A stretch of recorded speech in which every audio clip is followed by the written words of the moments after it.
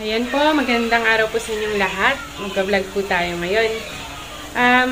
Gusto ko lang po sanang ipakita sa inyo yung ulam namin. Well, ito po kasi ay galing sa tatay ko at sa probinsya, galing sa Cagayan Valley. So, ito po ay hindi pangkaraniwan na ulam, kaya gusto ko ipakita sa inyo kung ano po ito. So, ito po yun. Pinapainit ko muna po.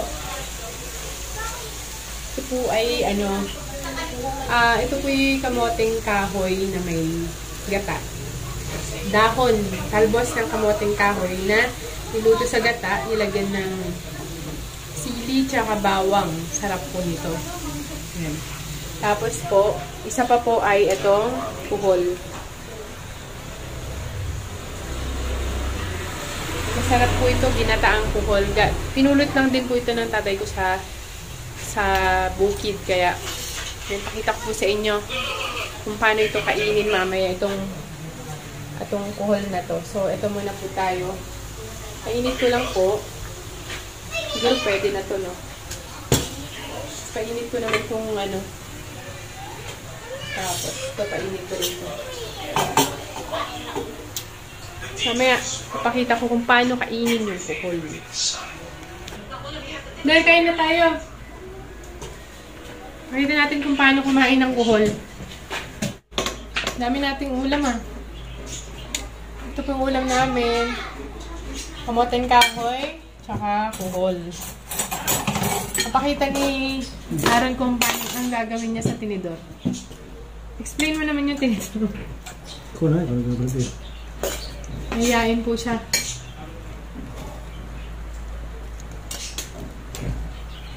Yan. Ginagawa po niya. Anong ginagawa mo?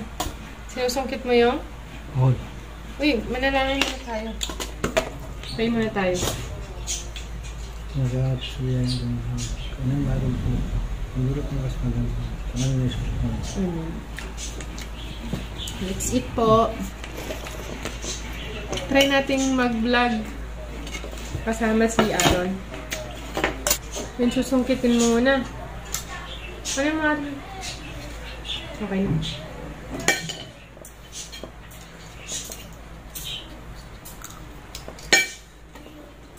Mainit.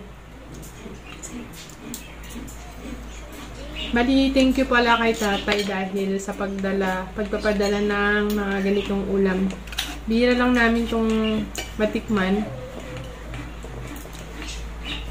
Pero masarap siya. Kaya, thank you tatay kung mapanood niyo po to. Salamat sa mga pinapadala niyong mga ulam sa amin. Kahit pa paano, nakakatigin kami ng ulam ng mga taga-probinsya.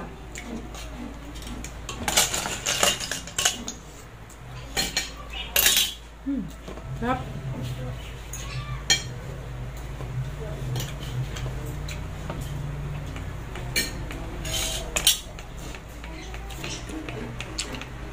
Ito po.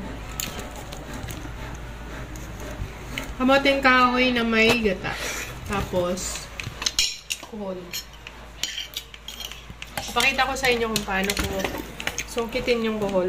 Kunyari, ito no. So, kuhol. Tapos, mainit nga no. Mainit. Kunyari, ay mainit. Ito kaya. Ito kuhol no. Susungkitin ko yung laman. Mainit na. Yun. So, ito.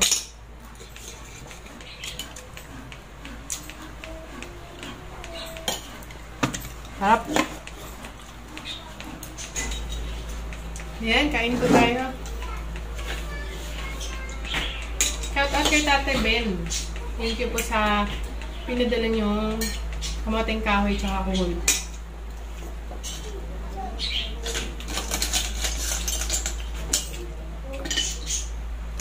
Mapaparaming kaya natin ito Diet muna next time. Ha? Diet tayo.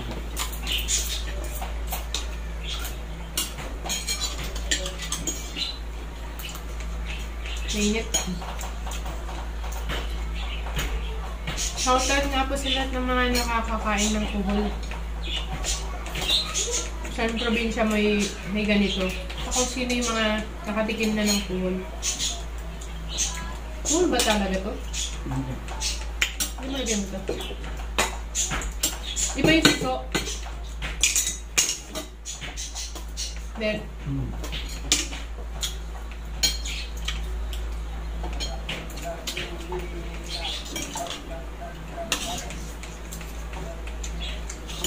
next time siguro i-vlog natin kung paano to niluluto, no? Kasi yung nagluto dito sa yung mga kapatid ko sa kabila, sila nanay, kaya humihingi na lang kami doon pag luto na. Sa ano ba? Sa Bicol ba may ganito din? Walang ganito? Wala. Ibig sabihin, kagayan lang. Pero may nakikita kang kuhol doon, wala? Wala. Ba't ganun? Mga Bicolano, wala palang kuhol sa inyo? Wala. Hindi nga. Anong uso na ulam sa inyo? Wala. Wala. Di ba yung langka, ginataan?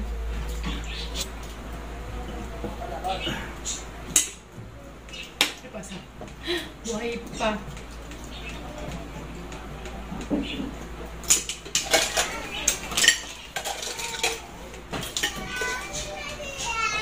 Kasi nung umuwi ako ng probinsya, may nakita ko sa palengke na nagtitinda ng kuhol yung wala ng shell, puro laman na siya. Bumili ako isang supot, 1 kilo. Magkano yun? 50 pesos yata yun, pero sobrang dami na ng kuhol. Kaya wala ng shell. Ginawa ko, ginataan ko, tapos naluan ko ng napakaraming malunggay. Ubos din. Pati yung malunggay na sandamukal na malunggay, lumiit siya eh. Tapos yun yung unang naubos kaysa dun sa ibang mga ulam. Ano, kaya pa?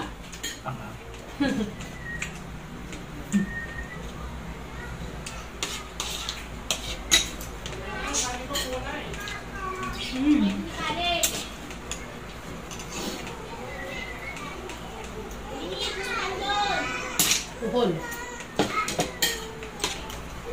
Ano masasabi mo kay tatay? Baka mapanood niya to. Salamat sa alcohol. Alcohol? Alcohol? Puhol. Ay, alcohol.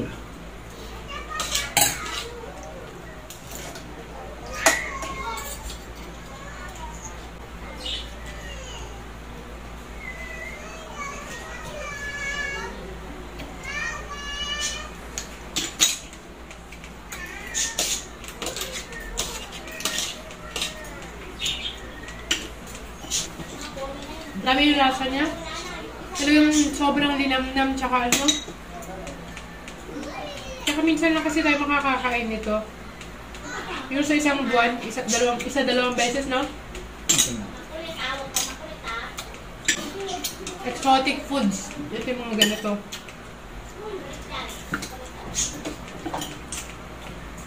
Susunod po pagka linuto na ito ng pag nagpadala ulit si tatay. Galing probinsya ng ganito. Gagawin namin, punta ako sa mga kapatid ko, ipapakita ko kung paano nila niluluto ito para may idea naman po kayo kung paano.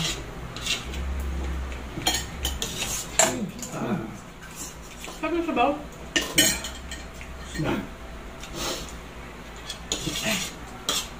Kasi hindi naman pwedeng maramihan kang kumain ko kasi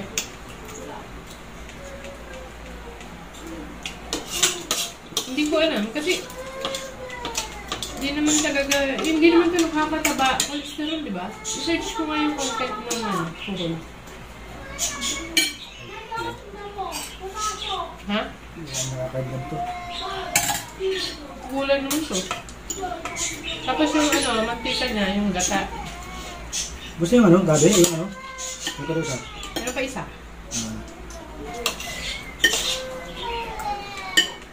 So, basta rin yung isang ganyan? Purong-purong yun. Papakin eh.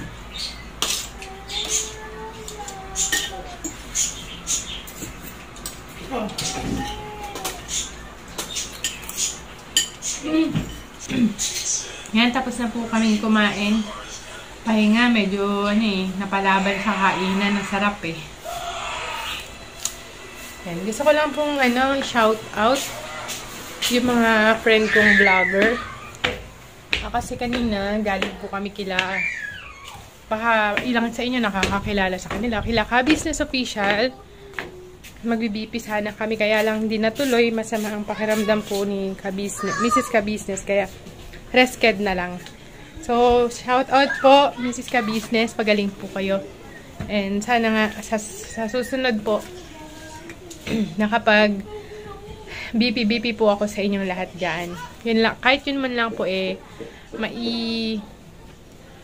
tulong ko po sa inyo, yung ma-check yung blood pressure po ng lahat. Yan. Ay, grabe. Pahinga muna po kami and then later on, pupunta kami dun sa friend ko na magpapa-inject po ng glutathione drip. Ayan, mamaya-maya ng konti kasi mainit. It's 1 o'clock. So, mamaya-maya siguro mga 2:30 or 3. Punta po kami. Sa mga gusto po palang ngayon kasi hindi po muna ako pumapasok sa duty. So, nag-work from home muna po ako. Nagsa-sideline lang po ako kapag kami mga magpapa-inject ng mga gamot. O kaya naman, magpa-inject ng mga gamot na yung tinuturok sa venous or IV medication, o kaya may time na may tumatawag sa akin para mag-insert ng NGT, catheter, yan. Pinupuntahan ko naman po. Kaya, yan, madalas nagbi-BP din po ako sa mga kakilala ko dito, sa church po namin, mga senior citizen, yan, BP, tsaka blood sugar, yan, pumupunta po ako. Tapos, pagdating naman po sa mga NGT insertion, polycatheter, tsaka mga gamot. Ayan, kapag kakilala ko naman po yung mga nagre-request na malagyan ko po sila ng gamot, o kaya pag alam ko na kapos din po, hindi na ako naniningil. Pero kung alam ko naman na medyo nakakaluwag-luwag, hindi naman din po ako nagpe-presyo, kundi tinatanggap ko na lang po kung magkano lang po ang ibigay. Hindi po ako nagpe-presyo. Kasi nahiya talaga ako na magpresyo. Yan. Tulong ko na lang din siguro. Kung ano man yung makayanan po nila. Yan. Pahinga-pahinga muna po. Siguro, next time po ulit. Hanggang dito na lang po muna. Love you po.